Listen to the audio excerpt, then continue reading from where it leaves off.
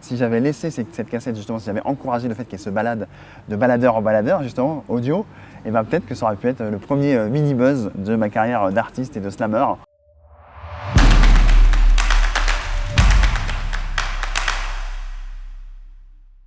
Donc moi, après avoir bien cartonné l'école primaire, je me suis retrouvé au collège et je suis en fait devenu un élève moyen, donc 10 de moyenne, 11 de moyenne, 12 de moyenne. Quand les profs étaient excellents et passionnés, j'étais à fond dedans et je me tapais des 16 de moyenne. Et quand c'était plus plat, ça s'en ressentait aussi. Voilà, je pense que je ne suis pas le seul dans ce cas-là. J'ai très vite vu que les cours de maths, à partir de la 5e, 4e, c'était pas hyper passionnant. Et en fait, je me suis mis à écrire mes propres chansons de rap.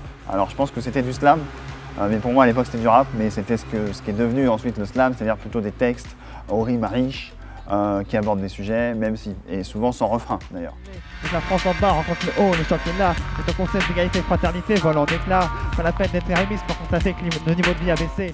Et moi, un cours de maths, c'était une chanson. C'est-à-dire qu'une heure de maths me permettait d'écrire l'équivalent d'une chanson. Que ensuite, j'enregistrais avec le PC que dorénavant j'avais, avec le fameux micro-tige blanc là, de qualité absolument médiocre. Soit je chopais des instrumentaux via des logiciels de peer-to-peer, etc. Ou soit je les composais avec des logiciels de la suite EJ, qui était édité d'ailleurs, qui était distribué à l'époque par Focus Home Interactive. Les EJ, c'est simple, il y a des petits morceaux de samples, des petits morceaux de musique, mais vraiment très courts, de 2-3 secondes, qu'on assemble. Et on fait exactement comme les bases du rap en fait, c'est-à-dire que c'est prendre des petits morceaux, des petits bouts de musique déjà existantes, les assembler dans un tout un peu cohérent, mettre un rythme là-dessus et du coup avoir la base instrumentale, enregistrer le morceau séparément, réintégrer le morceau, enfin à la voix, et du coup produire des morceaux. Et donc c'est comme ça que vers la 5e, 4e, j'ai produit mon premier album de rap, 21 titres, qui s'appelait Du rêve à la réalité.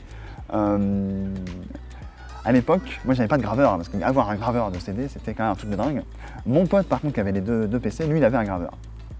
Et donc j'ai dû compresser toutes mes chansons sur des disquettes là à l'ancienne. Et donc mon album, c'était un seau de Lego entier rempli de disquettes. Il y avait peut-être 50 disquettes. Et j'ai fait des allers-retours entre chez moi et chez lui pour décharger le disquette.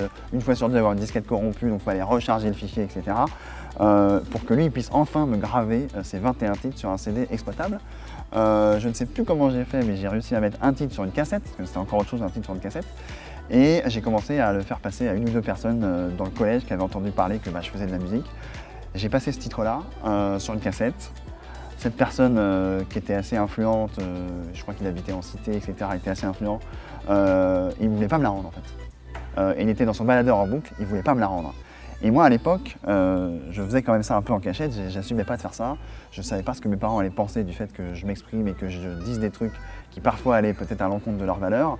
Et donc j'ai voulu récupérer cette cassette, quitte à me mettre mal avec la personne. Donc il l'a mal pris, j'ai quand même récupéré cette cassette, je pense qu'il n'y a pas eu de copie. C'est pas que j'étais pas fier de ce que j'avais fait, c'est juste que j'avais peur que ça se diffuse.